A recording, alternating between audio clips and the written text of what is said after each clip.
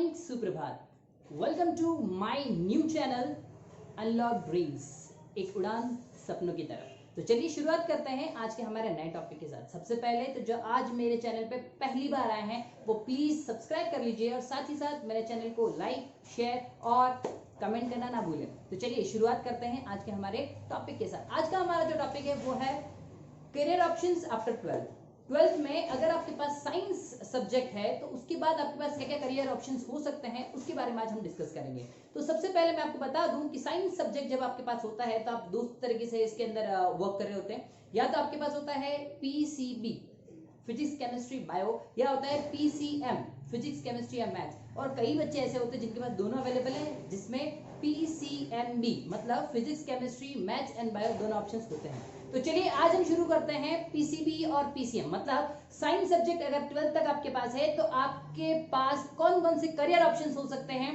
देखते हैं। तो चलिए शुरुआत करते हैं सबसे पहले पीसीएम, पीसीबी। और ये कुछ ऐसे कोर्सेज हैं जो कॉमन हैं जो दोनों लोग कर सकते हैं। तो सबसे पहले बात करते हैं पीसीएम की तरफ। जब हम बात करते हैं पीसीएम की, पीसीएम का मतलब होता है फिजिक्स केमिस्ट्री और मैथ्स। अगर 12th तक आपने मैथ्स के साथ पढ़ा है तो आपके पास सबसे पहला ऑप्शन होता है बीटेक करने का।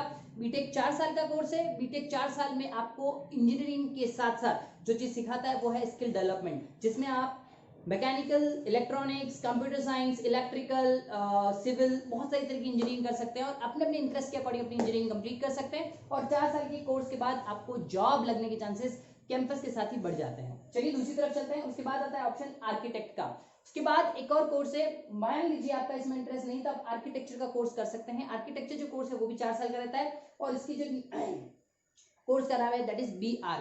ये भी 4 साल का कोर्स है और ये भी आपको आर्किटेक्चर में आप जितने बिल्डिंग्स जितने भी डिजाइन करते हैं वो सारे आर्किटेक्चर्स होते हैं। तो ये सब आप इजीली समझते हैं आर्किटेक्ट क्या है। तो ये 4 साल का कोर्स है, ये भी आप कर सकते हैं। आगे बढ़ते हैं मर्चेंट नेवी। मर्चेंट नेवी आपने तो सुना ही होगा, बहुत अच्छा काम है जिसमें 6 महीने आपको शिप पे रहना होता है और 6 महीने आप बिल्कुल फ्री हैं, आपके पास हॉलीडेज अवेलेबल होती है। तो ये 6 महीने जब आप शिप पे होते हैं तो शिप पे बहुत सारे काम हो सकते हैं। शिप पे छोटी मोटी इंजीनियरिंग हो सकती है, उसके अलावा बहुत सारे काम हो सकते हैं, कैबिन क्रूज हो सकते हैं, बहुत सारे कंसेप्ट है मतलब। तो इसमें भी आप जा सकते हो। तो ये भी बहुत अच्छा कोर्स है। ये 1 ईयर डिप्लोमा से लेके 4 ईयर की डिग्री तक के सारे कोर्सेज अवेलेबल कराता है। तो ये भी एक बहुत अच्छा ऑप्शन हो सकता है और जिन लोगों को ट्रैवलिंग करना बहुत पसंद है उनके लिए बेस्ट ऑप्शन हो सकता है। आगे बढ़ते हैं कमर्शियल पायलट्स। कमर्शियल पायलट्स भी एक अच्छा कोर्स है जो 1 ईयर डिप्लोमा से लेके 3 ईयर की डिग्री प्रोग्राम्स तक हो सकते हैं। कमर्शियल पायलट्स में आपको पायलट की ट्रेनिंग मिलती है जिसमें आप पायलट, जूनियर पायलट से लेके सीनियर पायलट्स तक, या फिर मैं यूं बोलूं कि आप गवर्नमेंट के जो प्लेन्स हैं वो उड़ा सकते हैं। साथ ही साथ अगर आप गवर्नमेंट के प्लान नहीं उड़ाना चाहते तो उसके अलावा आपके पास चार्टर्ड प्लेन्स या बहुत सारे अलग अलग तरीके के प्लेन्स होते हैं तो उनको भी आप उड़ा सकते हैं और उनके साथ साथ आप वर्क भी कर सकते हैं। चलिए इसके बाद बढ़ते हैं आगे की तरफ। डिफेंस, एनडीए के एग्जाम को फाइट कर सकते हैं। एनडीए एग्जाम फाइट करने के बाद आपको जैसा भी आपका फील्ड है, लाइक अगर आप उसके बाद खुद कुछ भी पढ़ना चाहते हैं तो एनडीए जो है, अगर आप एनडीए में सेलेक्ट हो जाते हैं तो डिफेंस में एंटर होने के बाद वो खुद आपको ऑप्शंस देते हैं कि आप उसके बाद भी पढ़ें और अपने आप को प्रमोट कर लें। तो प्रमोशन लेवल के लिए भी ये पढ़ाते हैं, बट इससे पहले एनडीए एग्जाम को क्रैक करना होता है। तो ये एनडीए एग्जाम 12th के बाद अवेलेबल है आपके पास। इसके बाद आप एनडीए क्रैक करने के बाद आप एंटर कर सकते हैं एनडीए में, डिफेंस में एंटर कर सकते हैं जिसमें आपको आर्मी, नेवी और एयरफोर्स तीनों ऑप्शन खुले मिलते हैं। आगे बढ़ते हैं बीएससी। बीएससी कर सकते हैं। बीएससी बहुत ही जर्नलिज्म के साथ हम लोग एक जनरल टॉपिक है बिल्कुल कि बीएससी आप कर सकते हैं। तो पीसीएम में जब आप होते हैं तो फिजिक्स केमिस्ट्री मैथ्स में तो आप बीएससी कर ही सकते हैं। उसके अलावा बहुत सारे सब्जेक्ट जिसमें आप बीएससी कर सकते हो। तो बीएससी बहुत छोटा सा एक कोर्स है जो नॉर्मली अगर आप साइंस फील्ड से तो कर ही सकते हैं। उसके बाद एक SCRA करके एक रेलवे का एग्जाम होता है जो एग्जाम आपको एलिजिबल करता है कि आप रेलवेज में एंटर करें और इस एग्जाम के बाद आपको रेलवे अपॉर्चुनिटी देता है कि आप खुद से पढ़ें और पढ़ने के बाद स्पेशली वो मैकेनिकल इंजीनियरिंग करवाता है आपसे और उसके बाद आपको सीधे फर्स्ट ग्रेड की जो पोस्ट होती है उसके लिए एलिजिबल बना देता है। तो ये सीधा ऑप्शन आपको मिल सकता है। तो ये SCRA जो एग्जाम है वो भी आप फाइट कर सकते हैं। बहुत अच्छा, बहुत रेपुटेटेड आपको इसमें जॉब मिलता है। उसके बाद बढ़ते हैं पीसीबी। अगर आपके पास फिजिक्स, केमिस्ट्री और बायो है तो आपके पास क्या क्या करियर ऑप्शंस हो सकते हैं उसकी तरफ चलते हैं। तो सबसे पहले बात करते हैं मेडिकल फील्ड की। मेडिकल में आप सबसे पहले कर सकते हैं एमबीबीएस। एमबीबीएस तो आपको सबको पता ही होगा, नीट का एग्जाम आपको फाइट करना होता है। नीट का एग्जाम फाइट करने के बाद आपको एमबीबीएस मिलती है। उसके बाद उसी के साथ साथ आपको बीएमएस मिल सकता है आयुर्वेदा मेडिसिन एंड सर्जरी के लिए, या फिर आपको मिल सकता है होम्योपैथिक मेडिसिन एंड सर्जरी, या फिर मिलता है डेंटिस्ट्री या डेंटल सर्जरी के ऊपर। तो ये था एमबीबीएस, एमएड, बीएमएस, बीएचएमएस और बीडीएस, ये सब मेडिकल फील्ड्स होते हैं। फिर पैरामेडिकल फील्ड्स भी इसके पास अवेलेबल है जिसमें फिजियोथेरेपी हो सकता है, बायोमेडिकल हो सकता है जिसमें आप इंजीनियरिंग कर सकते हैं, और अगर वेटरनरी में आप समझते हैं जिसमें जो एनिमल्स होते हैं उसके आप डॉक्टर हो जाते हैं। तो ये 3 पैरामेडिकल है जो मेडिकल के साथ ही सपोर्टिव रोल में रहते हैं। उसके साथ आपको मिलता है फार्मेसी में आप डिप्लोमा कर सकते हैं, बैचलर कर सकते हैं या फिर मास्टर्स कर सकते हैं। उसके बाद आपके पास आता है नर्सिंग में भी सेम आपको बीएससी नर्सिंग आप कर सकते हैं, और नर्सिंग एक अच्छा कंसेप्ट है जो सीधा मेडिकल स्टाफ को हेल्प करने के लिए बनता है।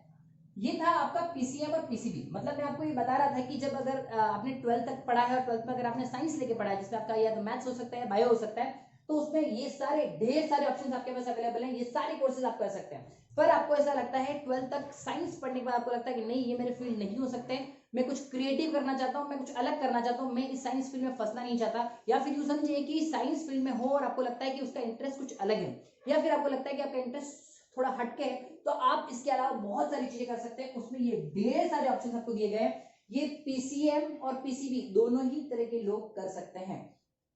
सबसे पहले बात करते हैं बीएफए की। बीएफए का जो सिंपल सा फंडा है, जो बीएफए जो लोग करना चाहते हैं या फिर बीएचएम करना चाहते हैं, बीसीए करना चाहते हैं, बीबीए करना चाहते हैं, इन सब की अलग अलग छोटी छोटी सी फुल फॉर्म्स हमारे पास अवेलेबल है, तो हम इन सब फुल फॉर्म्स को भी देख लेंगे। तो चलिए एक बार मैं शुरुआत करता हूँ बिल्कुल नीचे से। सबसे पहले बात करते हैं टूरिज्म मैनेजमेंट। तो आप अगर ये सब चीज नहीं करना चाहते तो टूरिज्म के लिए आप ट्रेवलिंग के बहुत ज्यादा शौकीन है तो आप टूरिज्म के अंदर डिप्लोमा डिग्रीज कर सकते हैं। उसके बाद आते हैं कैबिन क्रू।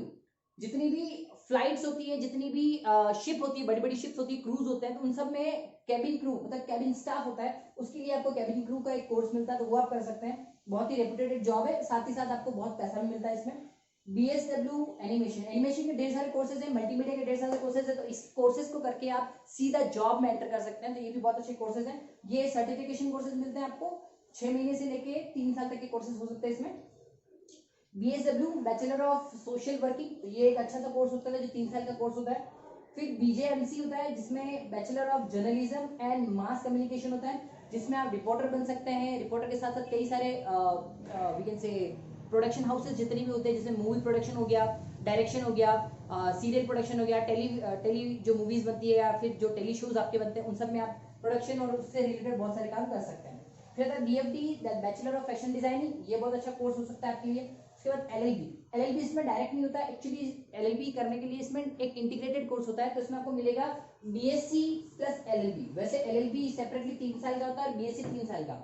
अगर नॉर्मल एलएलबी करना चाहते हैं तो आपको पहले बीएससी करना पड़ेगा, फिर एलएलबी आप कर पाएंगे, तो ये 3 साल और ये 3 साल। पर आप इंटीग्रेट अगर कर लेते हैं तो बीएससी प्लस एलएलबी दोनों साथ में कर सकते हैं। आप चाहें तो बीएससी ना करें, बीए प्लस एलएलबी भी कर सकते हैं, तो उसमें 5 साल ही लगेंगे, 1 साल आपका सेव होता है। उसके बाद है हमारा BEM, that is bachelor of event management. ये भी बहुत अच्छा कोर्स है।